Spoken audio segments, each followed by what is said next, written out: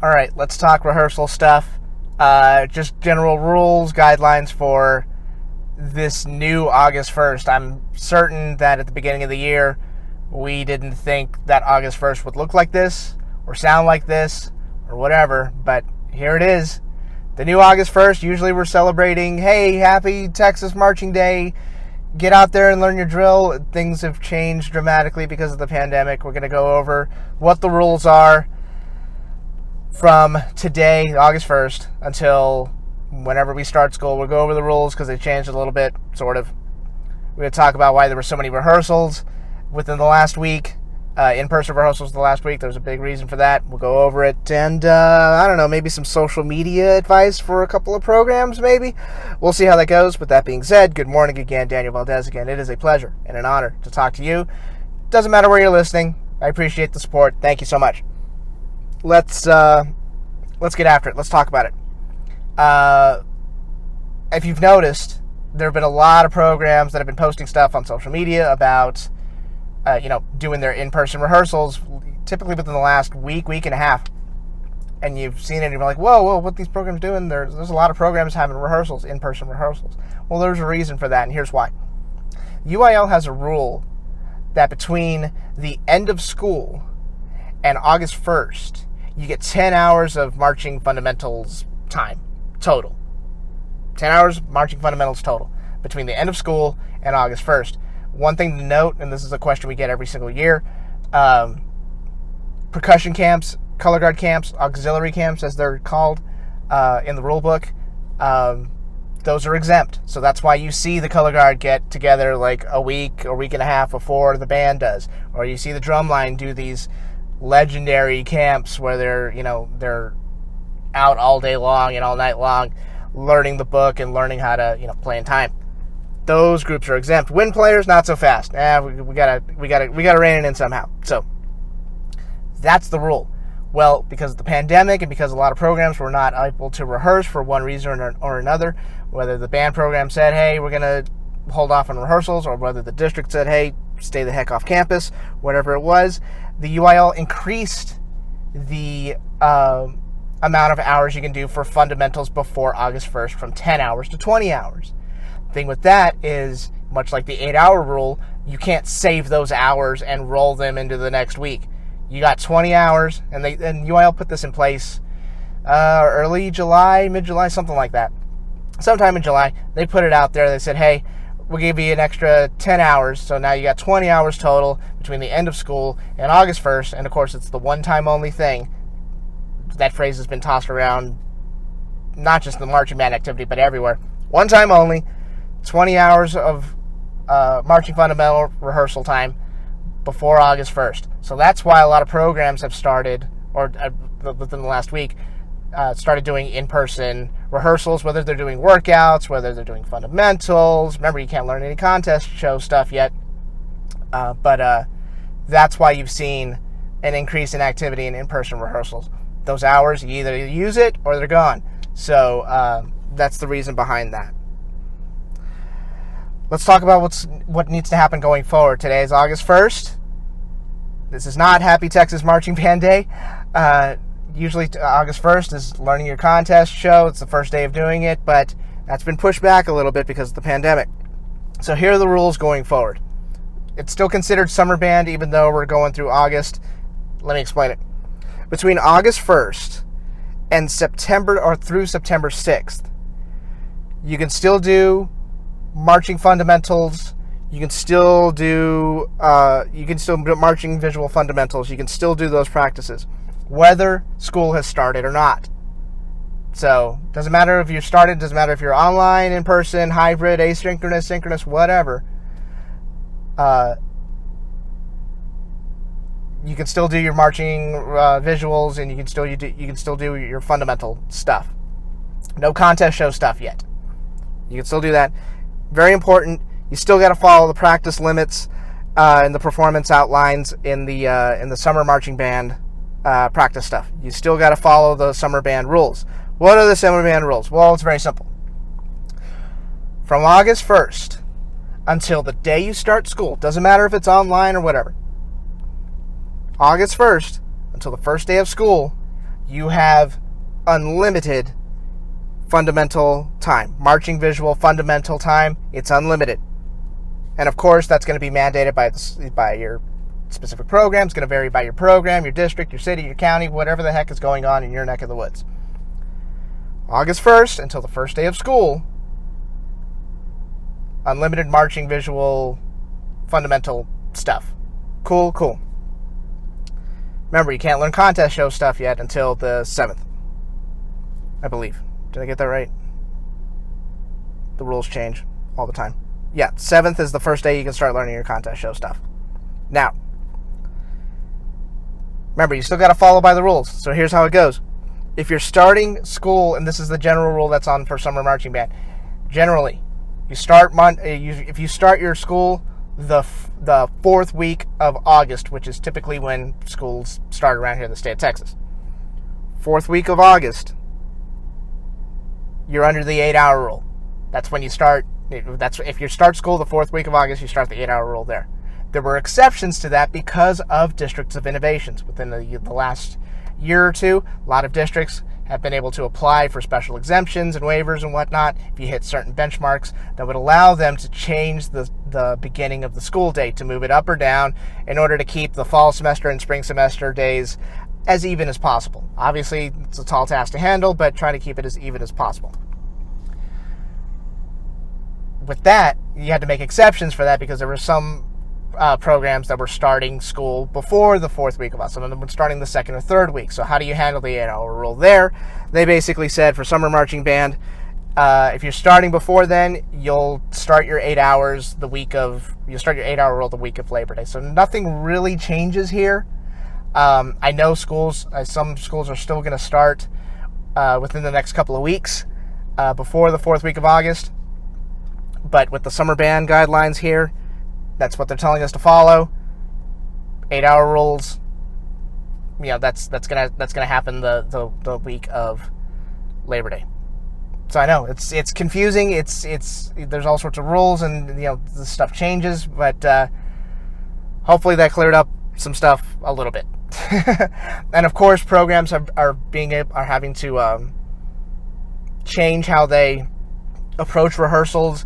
Time outside. I know a lot of programs have started. They're not going to do their whole 8 hours. They're going to do 6 or 7 hours. They're going to give up an hour or two each week just because, they're going to have to.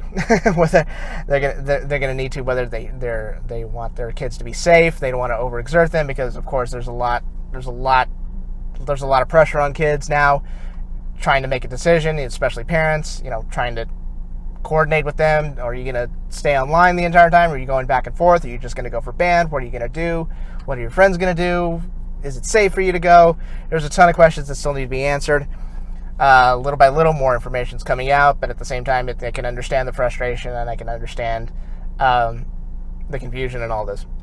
So basically, 8-hour rule, because of the whole pandemic thing, 8-hour rule is going into effect the week of Labor Day. Remember, September 7th, that's the first day you can start learning contest show. We still get questions all the time. How are they supposed to learn a contest show without whatever? The season's already been pushed back a month. So there's, regardless of whether, and by the way, these rules still go into place whether you're going to compete or not. So I know some programs are already starting to put together their programs, their newly revised programs with social distancing and being able to account for limited rehearsal times and, the possibility that there could be several kids out just because they may decide to not participate in band, and then you have to adjust for what if some kids get sick, and there's all sorts of variables that have to go through that stuff. So those are the rules so far. Of course, that could change. I mean, the rules have changed. Think about the marching band rules, how they've changed within the past couple of months. They change every couple of weeks because of new regulations or new guidelines or new advice or whatever. So I would anticipate these rules changing. I would just kind of prepare yourself. You kind of have to keep your head on a swivel. It's the world we live in now, so hopefully when the changes do come, and I anticipate that they will, hopefully they're not as, hopefully we're able to get a grasp on those rules and guidelines and amendments and whatnot as quickly as possible. So let's talk very briefly, maybe, we'll see. Let's talk very briefly about social media. Directors should probably get with their people, and sometimes, these social media accounts, whether you're on Instagram or Facebook or whatever, that goes, for the band program itself, usually designate one or two people to take Instagram stories of the band or post videos on Facebook or post photos and whatnot. And some of those are public groups, whether it's public or private, doesn't matter. But some of these groups, everybody can just search and see, and you don't need a special password or anything like that. You don't need to take a blood oath or anything like that. So, directors would be in their best interest to speak with their social media people about what gets posted and what doesn't get posted. Especially if you're not going to heed the advice of social distancing and masks and whatnot.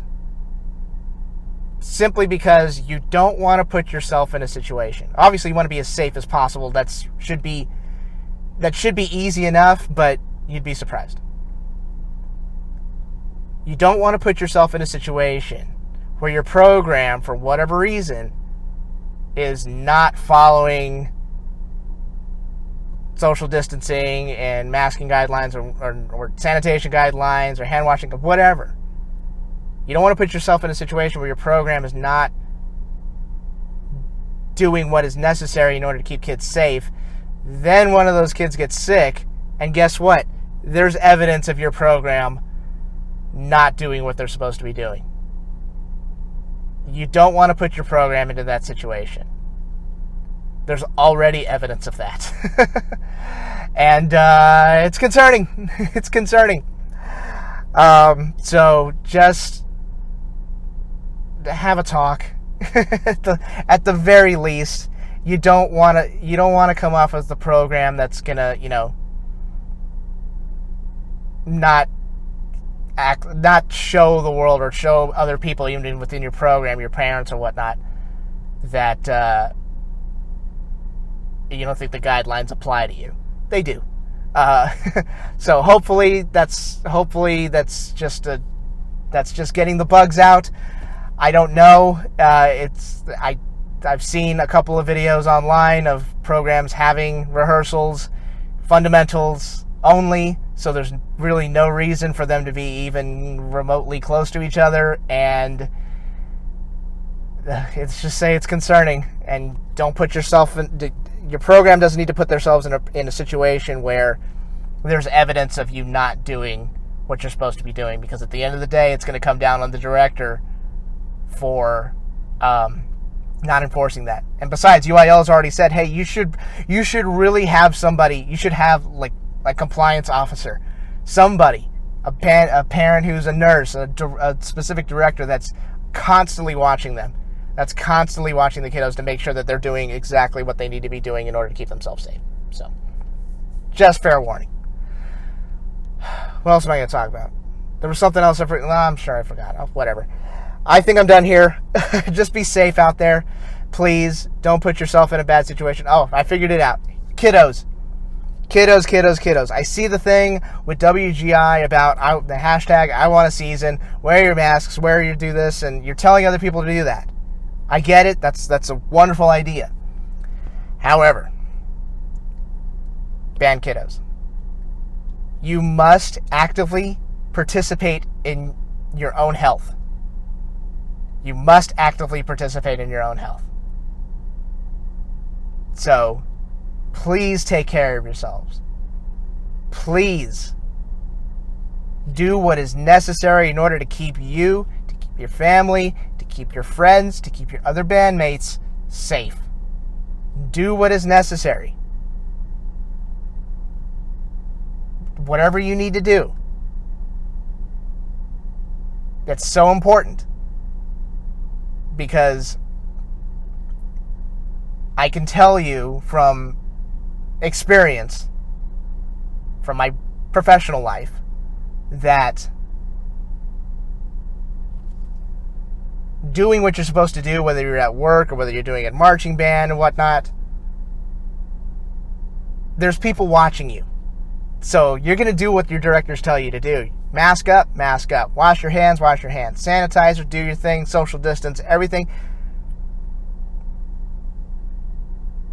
You're going to do what your directors tell you to do when you're on the field. What happens when you're not being watched by your directors? What happens when you're doing stuff in your personal life? Are you going to still take care of yourself the same way you would when you were around other bandmates and when you were around your directors, other band parents and whatnot? Or does that go completely out the window when you get home? Trust me on this. Don't put yourself in a situation where you're jeopardizing, or you're needlessly jeopardizing your own health and the health of others when you get back to the field. Take care of yourselves. Do whatever you need to do. Everybody's health is different. You're going to do what you need to do. What works for some people doesn't necessarily work for others. I completely understand that. Just try to be as safe as possible. If you want to try to have a marching season, you want to try to get as many performances and as many rehearsals in as you possibly can, I get it. I understand that. I've got your back. But you have to take care of yourselves on the field, and more importantly, you have to take care of yourselves off the field. Parents, you got to watch out for that too. But band kiddos, you have to take responsibility for your own health here. So just be safe. Just be safe. That's all I can ask. I'm done here. I will talk to you next week, and we'll see how this thing goes. It's a new month. It's August. It's hot. So let's do the best we can no matter what your situation is. Please be safe. Please take care of each other. I'm done here. We'll talk to you next week. Take care. Adios. Bye-bye.